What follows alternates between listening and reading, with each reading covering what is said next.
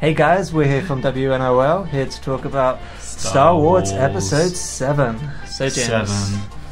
Yeah, in case you haven't heard, Lucasfilm have just been bought by Disney for $4.05 billion, I believe. So that's a lot of money, Simon. That is a lot of money. It's a lot of money. So that's Star Wars Episode 7 heading your way, 2015. And 8 and 9 coming a few years after, I believe. Possibly more than that, actually. Are you kidding me? No, yeah, today they were talking about doing the Marvel method, but it's like 2 or 3 films per year leading up to, say, Star Wars The Death Star Strikes Back, Star Wars the third Death Star, and then you'll have 3 of those, and then that'll lead up to Star Wars the unified film, when like the Avengers was, when all the superheroes come together. That's the big Star Wars circle jerk. I think one thing people are talking about that's going to be good out of this is it gets George Lucas away from the whole franchise, and it's going to stop him from giving us another Jar Jar Binks. Oh yeah, it really does. He's held on for that franchise for way too long. He's shown that he was trying to milk his franchise in TV for as long as he could with the Kiddie Clone Wars and all of that stuff, and the toys and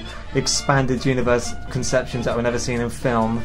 And you can see George Lucas, he just couldn't find any more ways to milk it.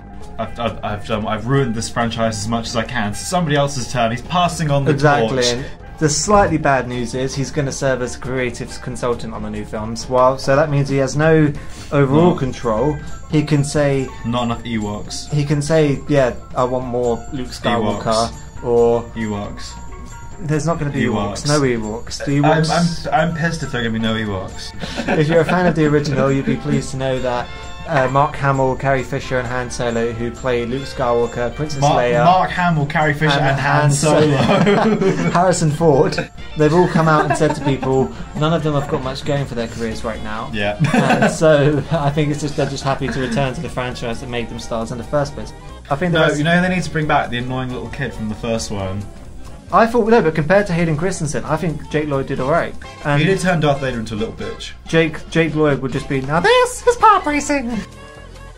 But now this is interesting. Where does the plot exactly go? Does it follow some of the kind of the glorified fanfics and the expanded universe, or is it going to be... George Lucas, he kind of says, right, none of that is in my canon, but if you like something, he will take it. All of you fans of Star Wars literature, I wouldn't get your hopes up on seeing any of that incorporated in Episode 7. It's going to be a fresh, original story. I think the script's actually being written by a guy who wrote the script for Toy Story 3, Michael Arden. So if you're a fan of Toy Story 3, like what? The new Star Wars will definitely make you cry.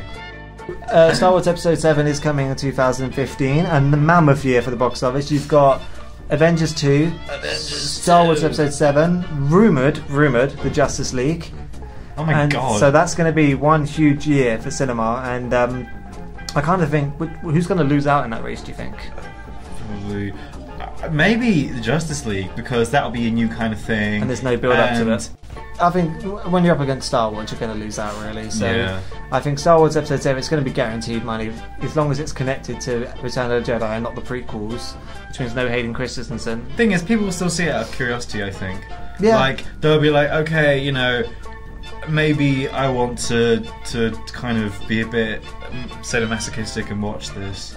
But I think in terms of story for Episode 7, I think you're going to get new characters. It's going to be a new trilogy, new villains. I don't think you're going to get much left over from the previous ones, other than the odd Han Solo, Leia and Luke cameo. But I think it's going to be maybe their offspring, maybe their sons and daughters. If it's like they have a really short little cameo just to give a nod to the old guys, that'll be cool. I do not want to see like 70-year-old Harrison Ford pudging about.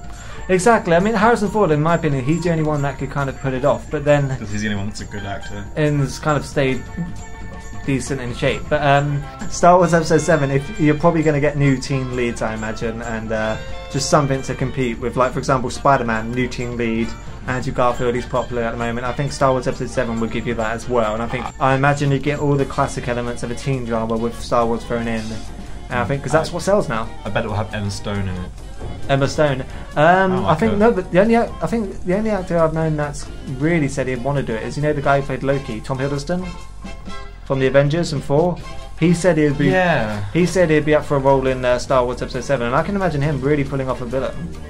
But yeah, thanks for watching. Let us know what you feel about Star Wars Episode 7. Think's good thing, bad thing, leave some comments, and we're going to be monitoring the video for its weekly run. So Any comments you leave, we will try and get back to you and hopefully get some discussion. Obviously, it's a hot topic right now, and just let us know what you think. Okay, that's bye from me. Bye from James.